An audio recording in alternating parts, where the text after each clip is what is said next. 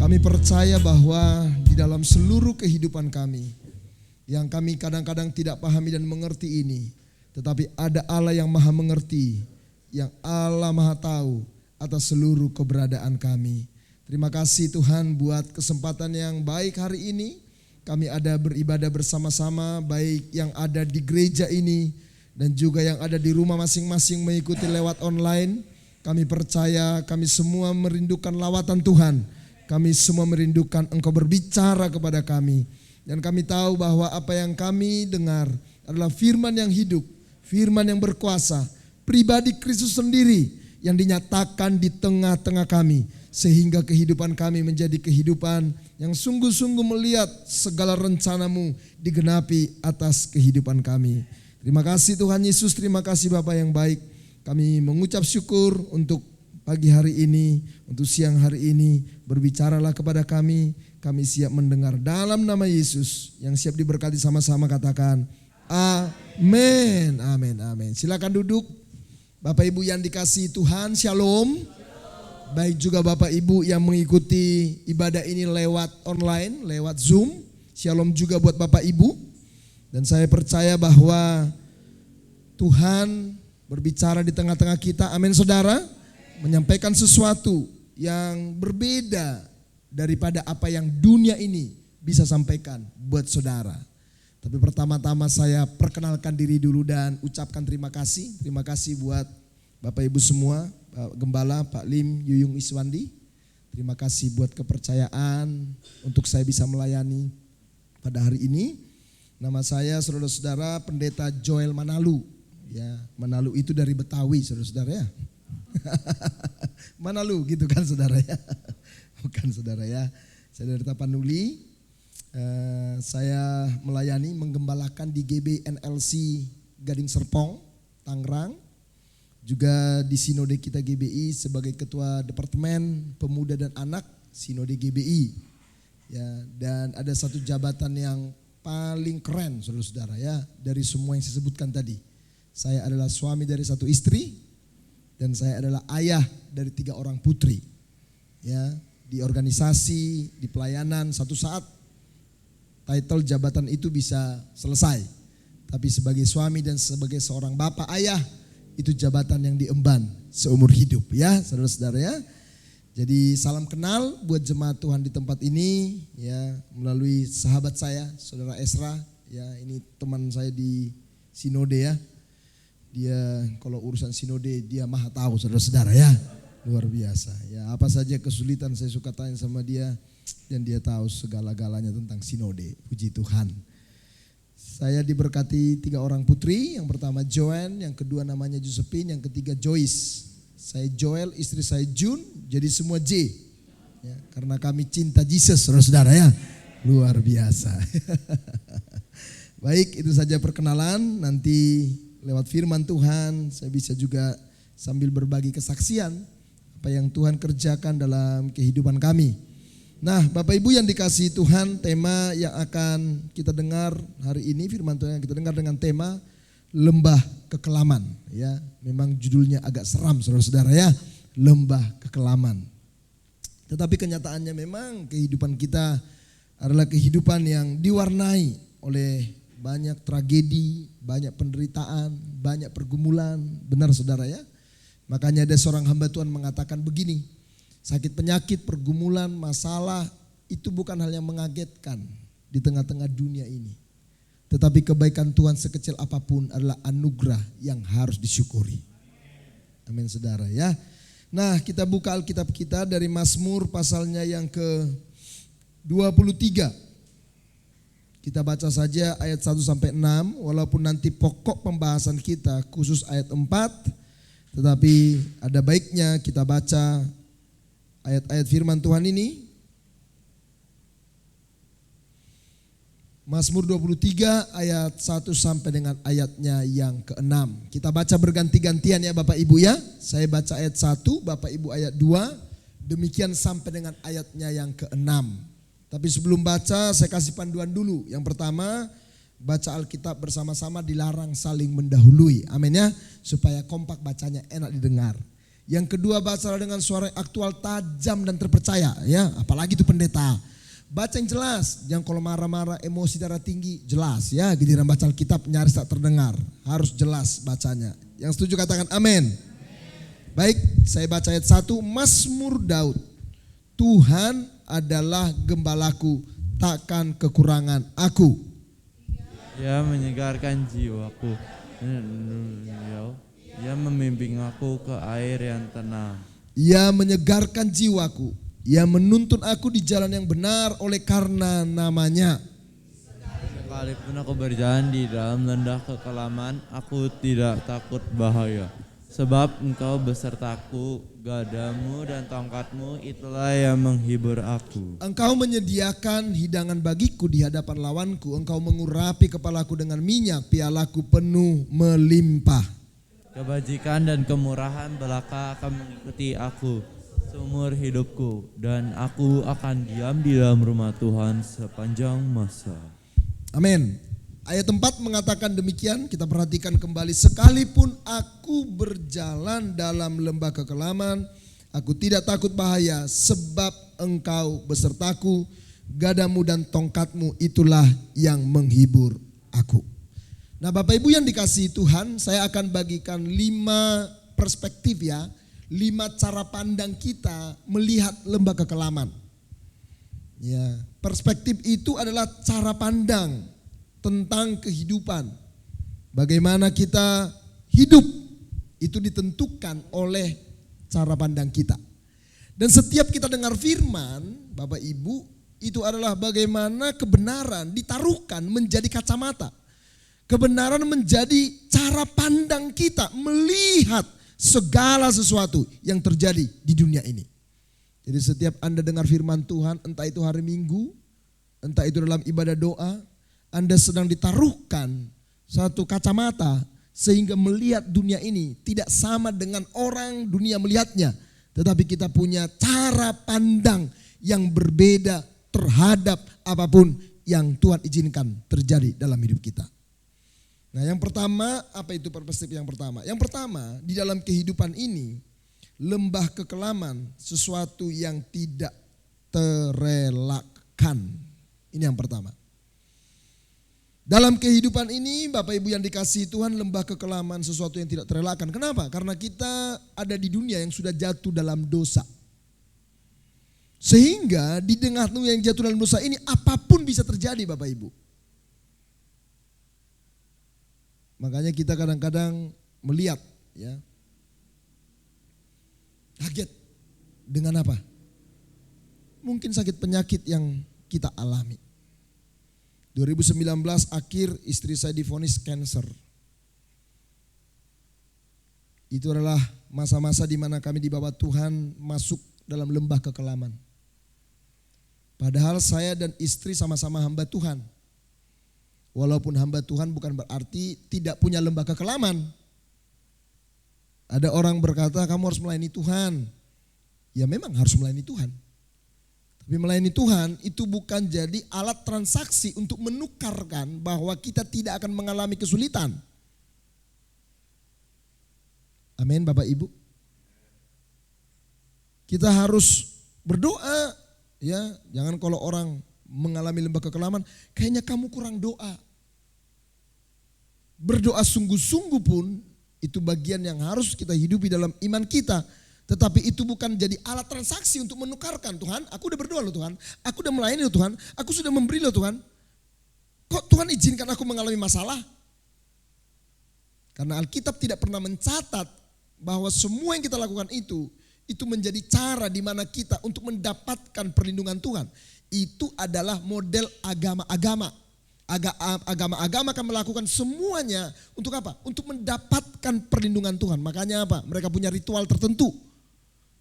Supaya mereka apa? Mendapatkan kebaikan-kebaikan Tuhan. Dimulai dari ibadah mereka. Kita bukan demikian. Kita mendapatkan kebaikan Tuhan bukan karena diri kita yang baik. Enggak, kita berdosa. Tapi Tuhan mengasihi kita yang berdosa ini. Amin saudara. Lembah kekelaman itu sesuatu yang tidak terelakkan. Rasul Paulus adalah rasul yang begitu cinta Tuhan. Melayani Tuhan sungguh-sungguh. Tapi berapa kali dia karam kapal Bapak Ibu. Berapa kali dia mengalami bahaya di dalam pelayanan.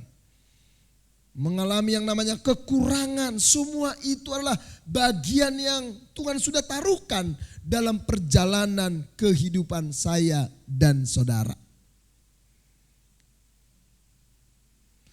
Lembah Kekelaman, coba ada gambarnya.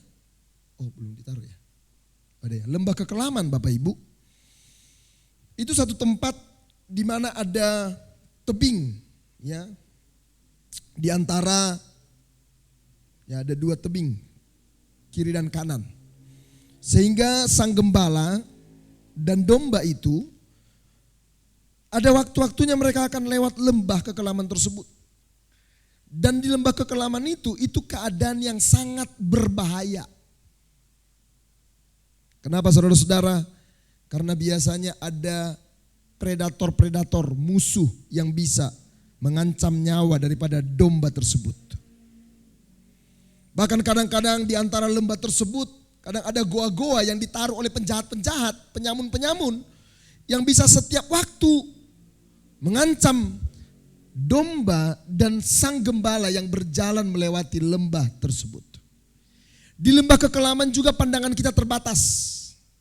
Beda kalau Anda ada di atas ketinggian, melihat gunung, Anda bisa melihat jauh, tetapi lembah kekelaman pandangan kita terbatas. 2023 dikatakan sesuatu yang sangat gelap. Kita nggak tahu apa yang terjadi. Bulan-bulan ini kita disuguhkan dengan berita PHK. Ya, beberapa startup mem-PHK karyawan-karyawannya. Di mana dulu startup itu menjadi seperti ya sesuatu yang baru dan orang semua berlomba-lomba ke sana. Tetapi itu juga semua tidak bisa diandalkan. Tahun depan dikatakan tahun yang penuh dengan kegelapan. Kita nggak tahu apa yang terjadi. Seperti lembah kekelaman, pandangan kita terbatas. Tetapi saudara-saudara yang dikasihi Tuhan, disinilah kita disadarkan betapa terbatasnya kehidupan saya dan saudara. Ketika istri saya divonis kanker, anak saya yang pertama juga bertanya, kok mami papi kan pelayanan, kok mami bisa kena kanker? Itu pertanyaan-pertanyaan yang sebenarnya banyak ditanyakan oleh banyak orang. Kalau Anda kena masalah, pergumulan, ada yang terungkap, anak kecil lebih polos. Tapi kita lebih nyimpan kan. Kadang-kadang kita tanya tapi aduh kok Tuhan aku udah sungguh-sungguh. Kayaknya aku kurang apa ya Tuhan. Mungkin gak ada yang kurang dalam hidup saudara. Tapi Tuhan izinkan saudara mengalami lembah-lembah kekelaman. Karena itu bagian daripada kehidupan. Jadi yang pertama jelas sekali dikatakan Bapak Ibu yang dikasihi Tuhan, sekalipun aku berjalan dikatakan dalam lembah kekelaman. Ya, jadi lembah kekelaman adalah bagian yang tidak terelakkan dalam kehidupan kita. Itu adalah bagian yang harus dilalui dan dijalani dalam perjalanan hidup saya dan saudara. Yang mengerti katakan amin. Yang kedua, di dalam lembah kekelaman jangan dilumpuhkan oleh ketakutan. Ya, dikatakan di sana ayatnya yang keempat tadi, aku tidak takut bahaya. Ya, aku tidak takut bahaya. Bapak Ibu yang dikasihi Tuhan, ketakutan adalah bagian yang melekat dalam diri kita. Tidak ada manusia yang tidak punya ketakutan. Jadi jangan sampai semua roh ketakutan kami tengking. Sampai dia gak takut nyebrang Bapak Ibu, ya kan? Dia gak lihat kiri kanan lagi, dia menyebrang aja. Ditabrak, kamu gak lihat kiri kanan. Tadi saya pulang ibadah, semua ketakutan sudah ditengking gitu kan saudara ya. Tuhan tahu ada takaran tertentu bahwa itu bagian yang melekat dalam diri kita, ketakutan tersebut. Tapi jangan sampai apa? Dikuasai oleh apa? Ketakutan.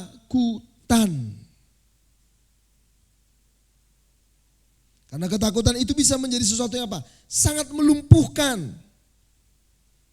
Karena itulah di Alkitab ada begitu banyak ayat yang mengingatkan kita supaya kita jangan takut. Karena pada dasarnya kita manusia adalah manusia yang sering sekali dikuasai oleh ketakutan-ketakutan kita. Karena kalau kita sudah dilumpuhkan ketakutan, kita gak bisa buat apa-apa. Dan Tuhan mengatakan dalam Yesaya 41 ayat 10, dikatakan begini, janganlah takut, sebab aku menyertai engkau. Lihat saudara ya, kita takut mungkin akan masa depan, jangan takut karena Tuhan menyertai kita.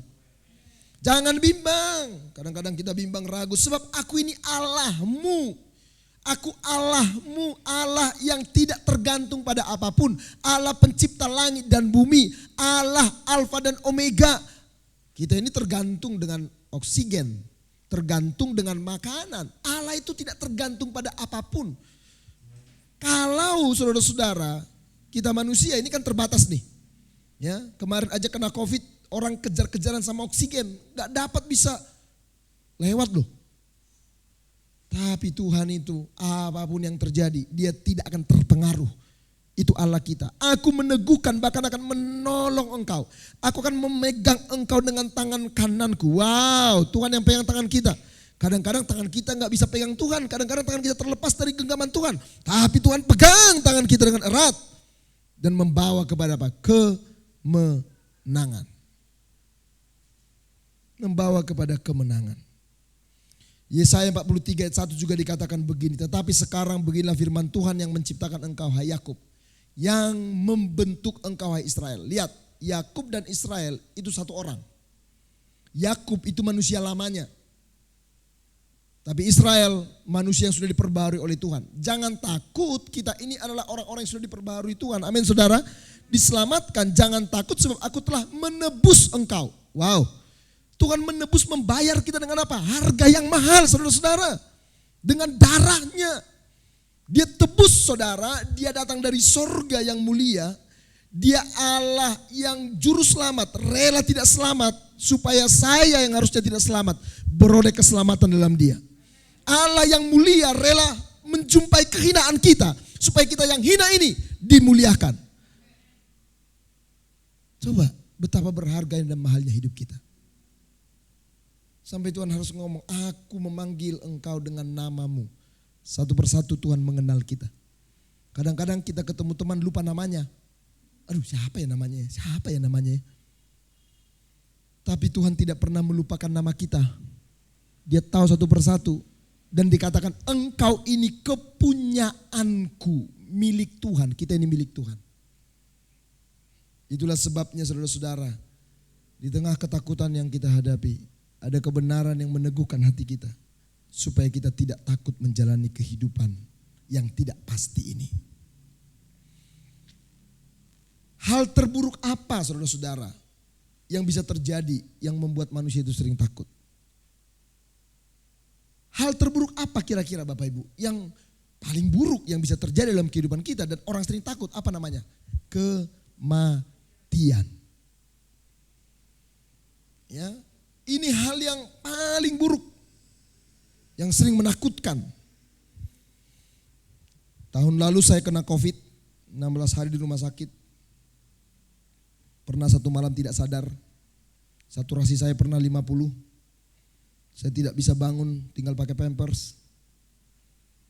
Wow, sakitnya luar biasa saudara. Saya pikir saya akan menyusul beberapa teman-teman saya yang sudah mendahului.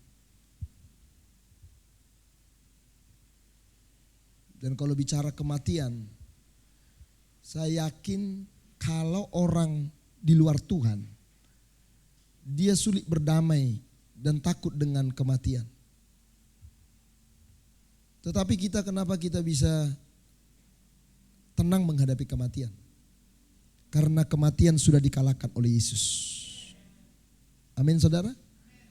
Ini yang terburuk, kematian dikalahkan oleh siapa? Oleh Yesus. Dikatakan dalam 1 Korintus, hai maut di manakah kemenanganmu? Hai maut di manakah sengatmu? Sengat maut ialah dosa dan kuasa dosa ialah hukum Taurat. Tetapi syukur kepada Allah yang telah memberikan kepada kita kemenangan oleh Yesus Kristus Tuhan kita.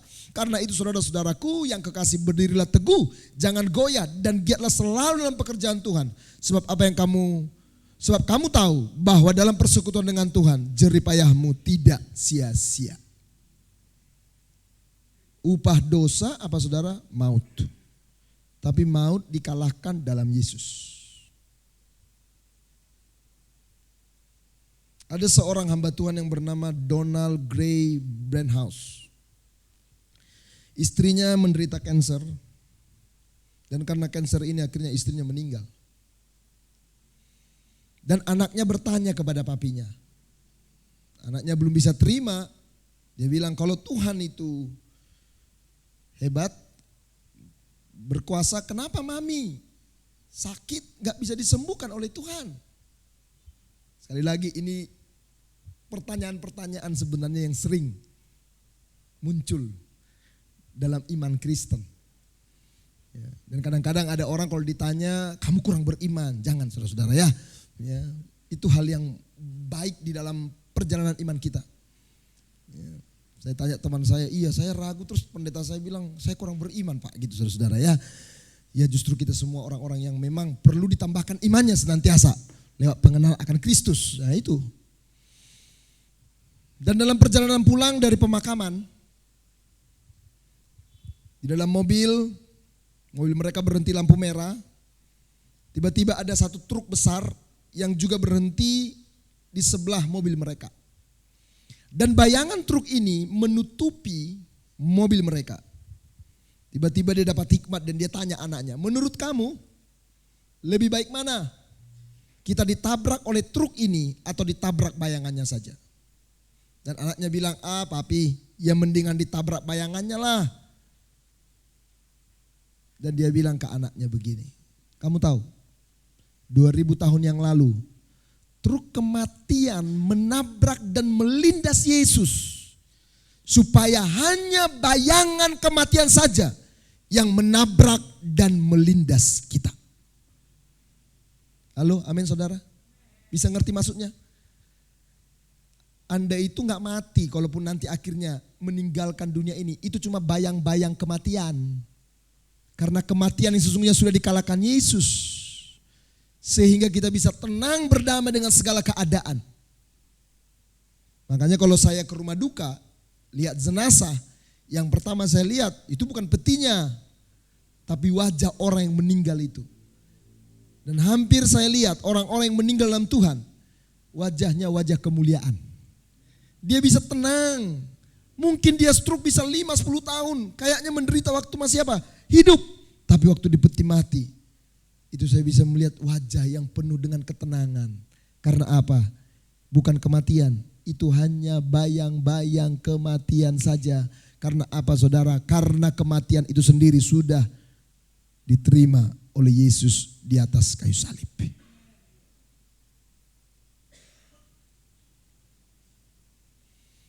Jadi Bapak Ibu yang dikasihi Tuhan, jangan takut bahkan kepada kematian sekalipun. Kalau karena sakit harus mati, kematian bisa menghampiri kita. Bukan hanya karena sakit. Sehat pun orang bisa mati Bapak Ibu yang dikasihi Tuhan. Jangan bilang, kok dengar orang mati, kok bisa mati? Ya namanya manusia. Padahal rajin olahraga ya. Mendingan enggak olahraga dong. Gitu saudara kan. Bukan saudara-saudara. Semua bisa. Amin ya. Jadi yang kedua, jangan dikuasai ketakutan di dalam lembah kekelaman. Yang ketiga, Tuhan selalu beserta kita di dalam lembah kekelaman.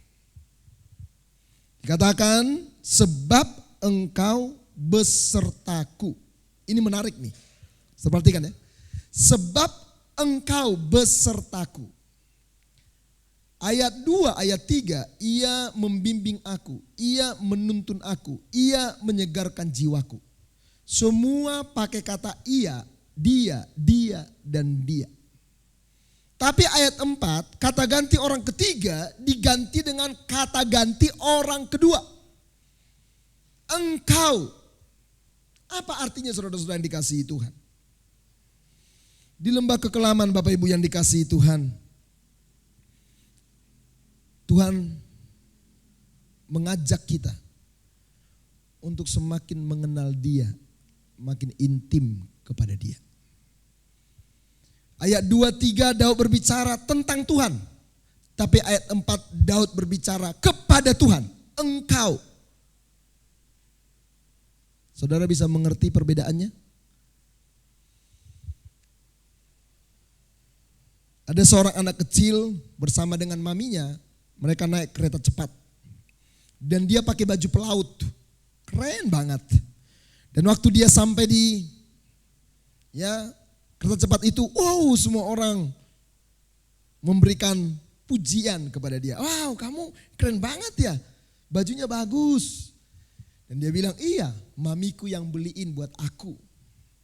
Mamiku juga ngantar aku les renang.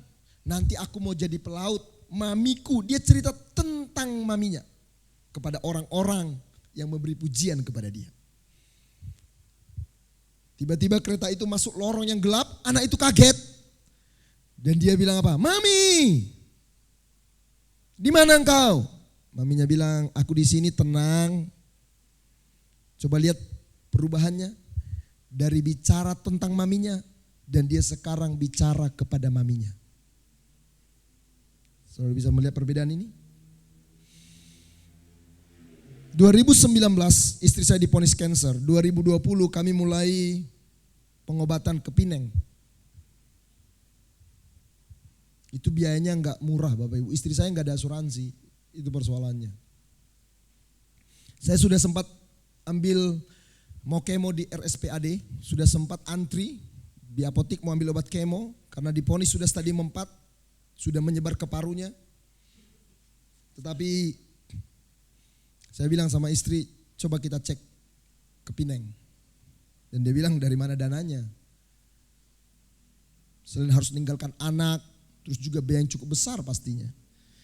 Saya bilang sama dia, saya ingat betul, saya bilang, kamu ingat gak bangsa Israel di padang gurun?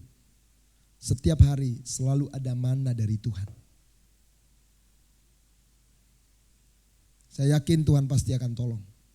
Tapi saya juga bergumul, memang duitnya juga kami udah habis-habisan waktu periksa di Indonesia karena mandiri, karena mau tahu hasilnya cepat. Dan sebelum saya masuk mobil di RSPAD, tiba-tiba teman telepon. Dia bilang, bro saya ada transfer untuk Jun, dia bilang untuk istri saya. Wah saya bilang sama istri, ini merupakan tanda dari Tuhan untuk kita pergi ke Pineng. Akhirnya kami berangkat ke Pineng. Periksa-periksa di Pineng saudara-saudara, puji Tuhan ternyata diagnosa yang berbeda. Kansernya belum sampai ke paru. Itu berita yang tentu membawa sukacita. Tetapi akan diadakan kemo untuk di payudara, kanser yang ada di payudara. Dan sekali kemo itu butuh biaya bisa 20 sampai 25-30 juta. Tergantung reaksi, tergantung keadaan dan kondisi. Dan waktu itu saudara-saudara saya pikir oke lah, bisa lah. Kenapa bisa? Karena tahun 2020 jadwal saya untuk 1 tahun pelayanan di luar itu di booking satu gereja besar di Jakarta. Cabangnya banyak, jadi saya bisa khotbah 7-8 kali setiap bulan di gereja itu. Ini bukan soal angka, saya ini anak hamba Tuhan. Papa saya pendeta saudara-saudara. Sampai sekarang kami 3 bersaudara, 3-3-nya pendeta. Papa saya selalu bilang, kalau kamu melayani, lihatnya uang, kamu gak akan jadi apa-apa. Tapi waktu itu saudara-saudara berkat yang diberikan kalau saya khotbah di gereja itu. Sekali khotbah bisa 3-4 juta sekali khotbah. Jadi saya hitung-hitung 8 kali khotbah, kali 3-4 juta, belum lagi dari yang lain. Oke lah, aman lah, cukup lah. Kemo pertama saya temani istri saya. Saya ingat betul saya baru khotbah dari gereja itu waktu itu 5 kali. Jadi saya pikir wah cukup dananya. Jadi saya berangkat. Saya ingat betul kemo pertama, pagi-pagi mau kemo, saya masih doa, tiba-tiba ada telepon. Saya nggak lihat WA, nggak ada nomornya, nggak ada namanya, akhirnya saya angkat, Pak, saya dapat nomor Bapak dari si Anu. Dia bilang, oh iya, lagi di mana Pak? Lagi di Pineng. Saya bilang, oke Pak, ini saya ada berkat buat ibu. Dia kirim 50 juta. Oh saya pikir puji Tuhan. Ya, jadi ada berkat dari pelayanan, ada berkat ini, aman lah. Kemo pertama pulang ke Indo, kemo kedua saudara-saudara dijadwalkan. Itu menjelang sudah ada korban COVID di Indonesia.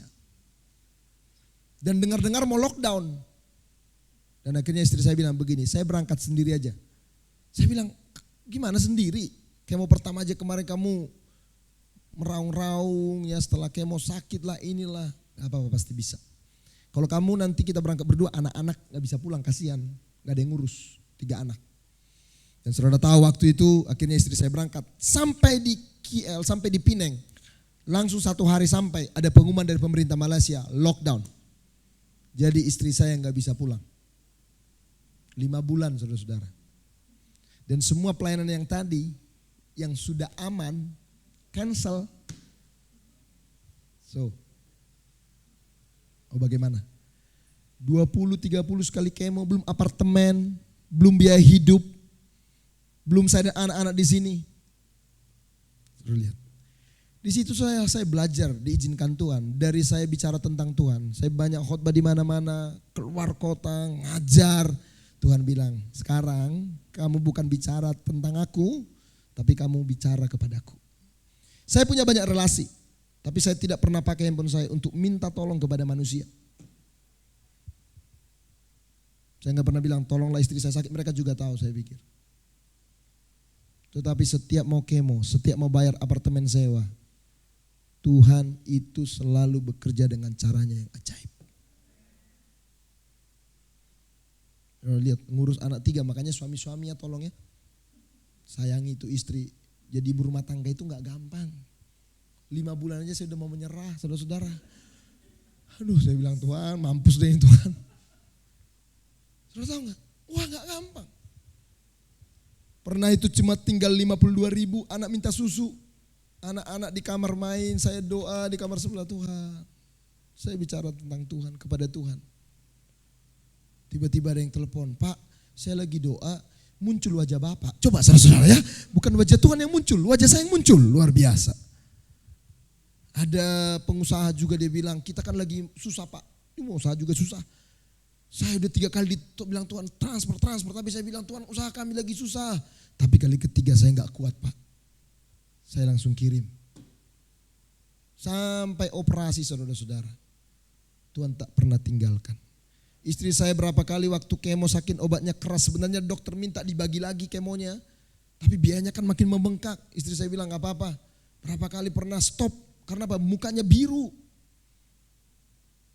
Tetapi setiap saya telepon dia selalu senyum dan berkata, gimana kabar? Anak-anak baik. Kamu kayak bukan sakit ya saya bilang. Kenapa saudara? Karena ada penyertaan Tuhan. Tuhan tidak pernah tinggalkan kita. Tuhan tidak pernah apa? Membiarkan kita. Dalam buku ya Trusting the Shepherd ini ada hamba Tuhan Hayden Robinson mengatakan begini.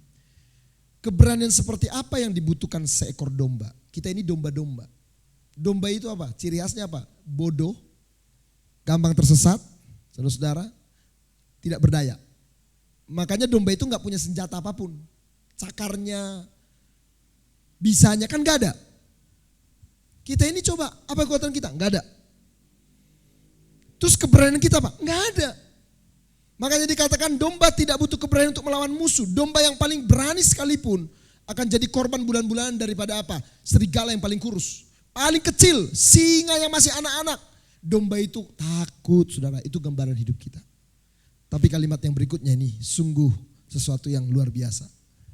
Yang diperlukan seekor domba adalah keberanian untuk mempercayai gembalanya. Itu keberanian saya dan saudara. Waktu dia merasakan ada beberapa predator, domba tersebut hanya menoleh, ngelihat. Dia lihat gembalanya ada, dia kembali makan rumput. Dia kembali tenang. Karena apa? Dia tahu ada gembala yang akan menjaga dia. Dan dia percaya kepada gembala tersebut. Apa keberanian kita? Keberanian kita hanya mempercayakan hidup kita kepada gembala agung, Yesus Kristus. Kita enggak punya keberanian apapun. Belajarlah mempercayakan hidup kepada dia. Dan kita akan lihat bahwa dia Tuhan yang tidak pernah meninggalkan dan membiarkan kita. Amin saudara. Immanuel, God with us. Kenapa dia bisa bersama kita di tengah penderitaan kita? Karena dia pernah menjalani penderitaan itu. Kenapa dia tahu bagaimana saudara mengalami rasa sakit? Karena dia pernah mengalami rasa sakit itu. Makanya kita punya imam besar agung yang turut merasakan penderitaan kita. Sehingga kita bisa tetap tenang bersama dengan Dia. Yang keempat, Tuhan selalu memberi perlindungan. Nah, ada perlindungan dan penghiburan saat kita melewati apa? Melewati lembah kekelaman. Gadamu dan tongkatmu itulah yang menghibur aku. Gada itu dibuat dari akar kayu tua yang sudah keras.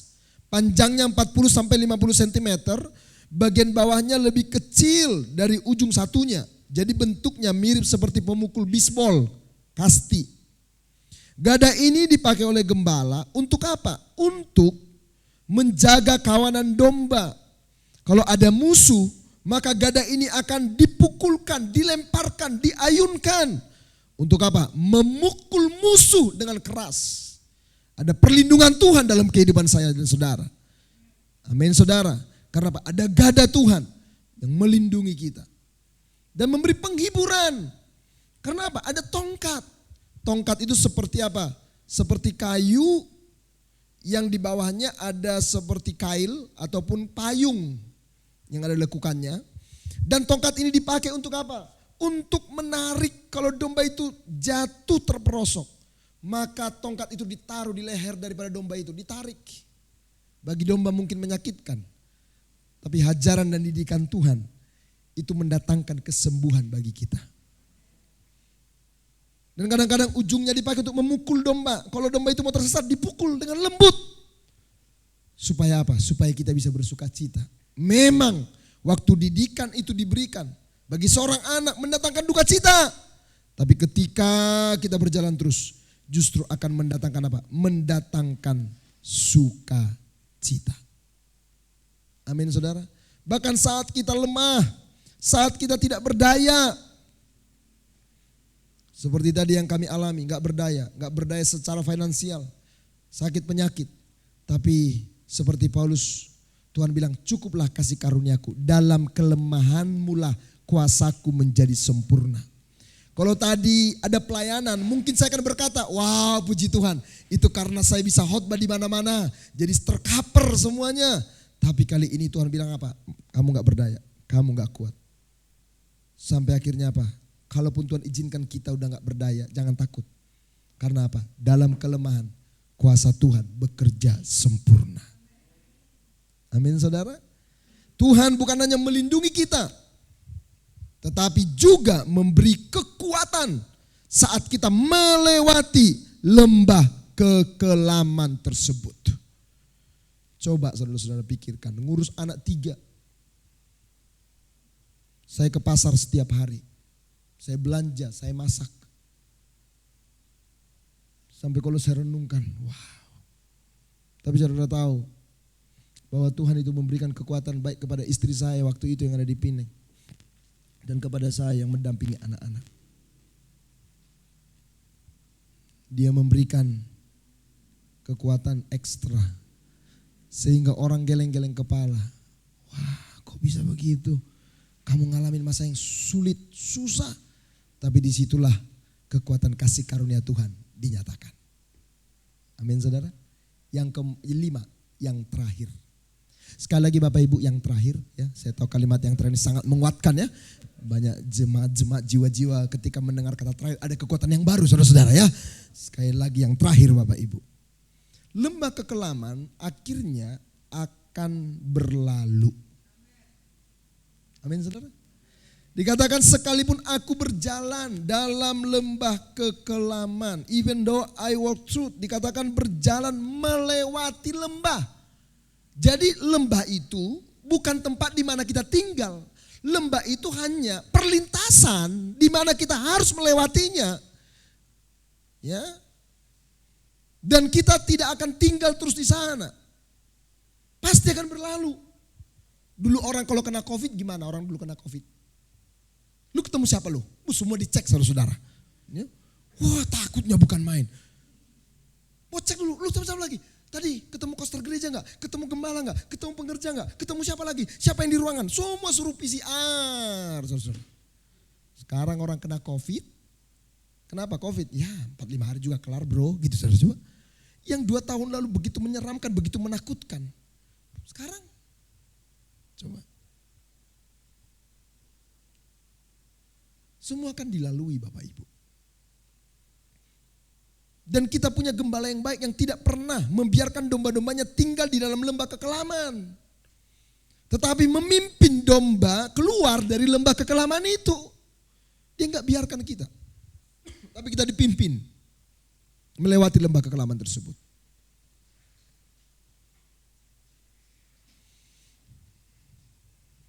Lembah kekelaman Bapak Ibu yang gelap adalah bagian dari perjalanan yang tidak bisa dihindari. Tidak ada jalan pintas, tidak ada jalan lain. Satu-satunya jalan adalah maju ke depan melewati lembahnya. Makanya anak-anak muda kalau putus pacar dibilang apa? Suruh move on.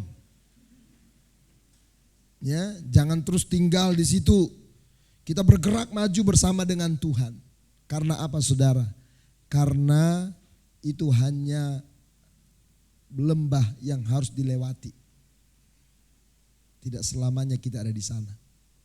Saya kalau melihat ke belakang perjalanan kami kemarin, waduh. Tapi Tuhan itu hebat banget loh. Saya waktu di pasar ya, nenteng belanjaan. Tuhan itu bawa saya kepada kenangan memori masa kecil saya. Saya ini anak hamba Tuhan saudara. Hamba Tuhan di desa itu kami keluarga ya harus kerja supaya bisa menopang kehidupan. Entah itu kami kerja di sawahnya orang, jadi kami bersihin sawah orang, borongin begitu saudara. Atau mama saya biasa tenun ulos.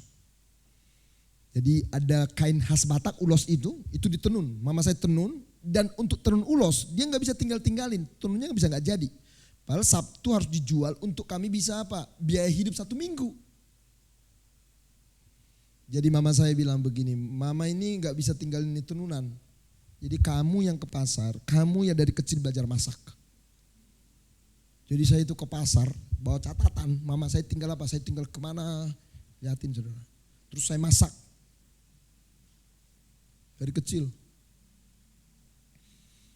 Jadi ternyata saya ngerti, tidak ada cerita kehidupan kita yang di dalamnya tidak penting. Bahkan untuk 40 tahun kemudian saya berjalan bersama dengan istri melewati lembah kekelaman ini. Tuhan itu tahu apa yang harus dipersiapkan. Sehingga saya bisa belanja, tidak canggung. Saya masak bisa. Anak-anak saya bilang, weh papi bisa masak loh. Mereka suka cita.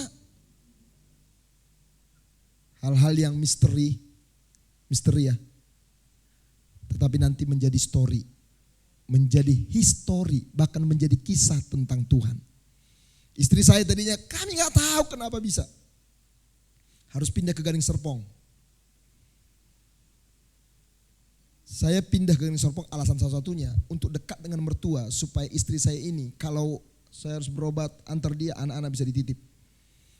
Tapi ternyata Tuhan punya tujuan yang jauh lebih daripada itu. Supaya hal-hal yang misteri ini menjadi story, menjadi history. Waktu lockdown, saya akhirnya sepedaan.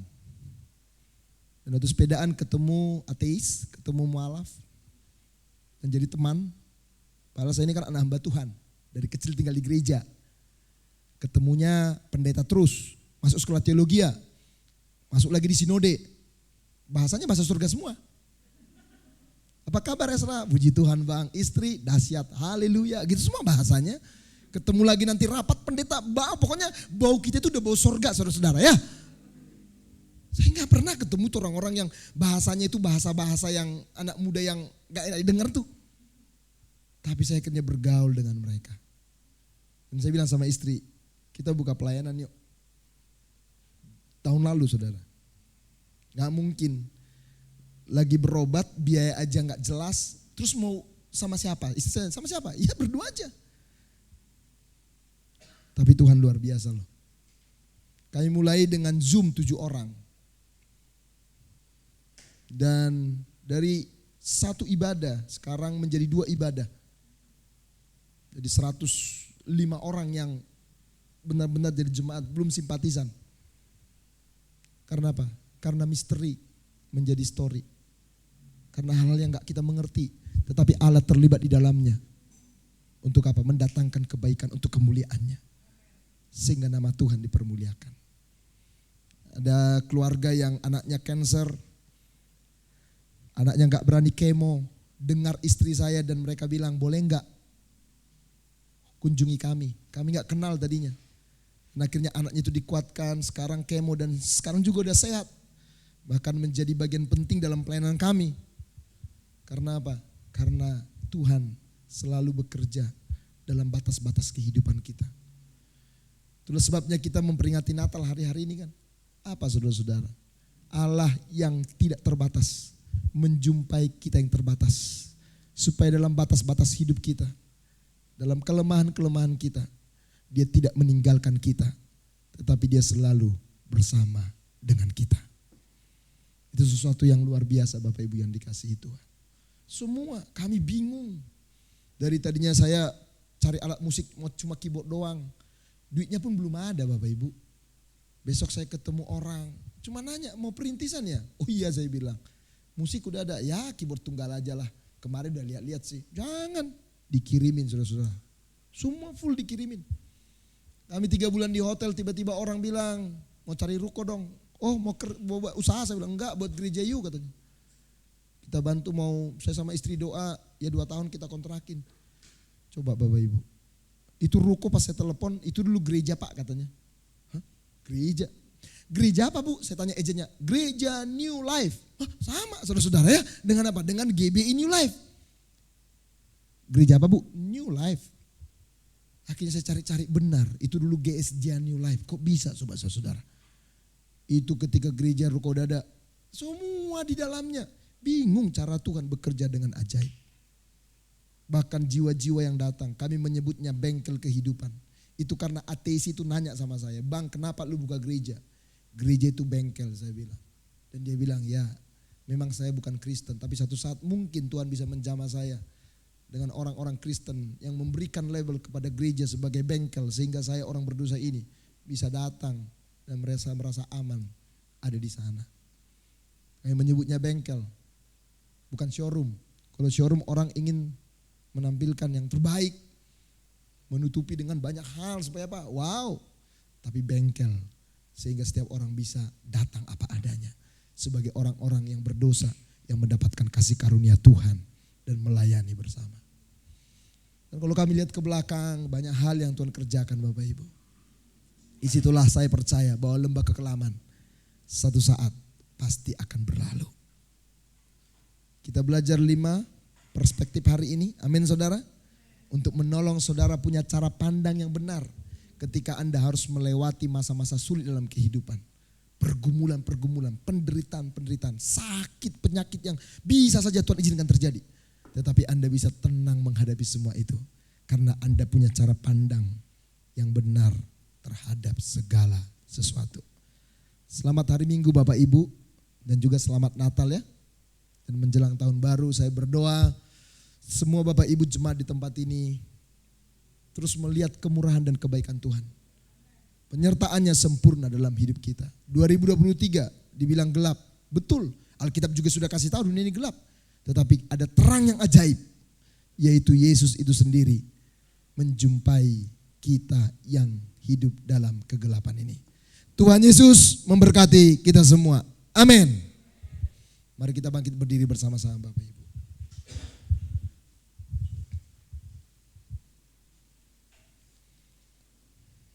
Bapa, kami tundukkan kepala kami, terlebih kami rendahkan hati kami.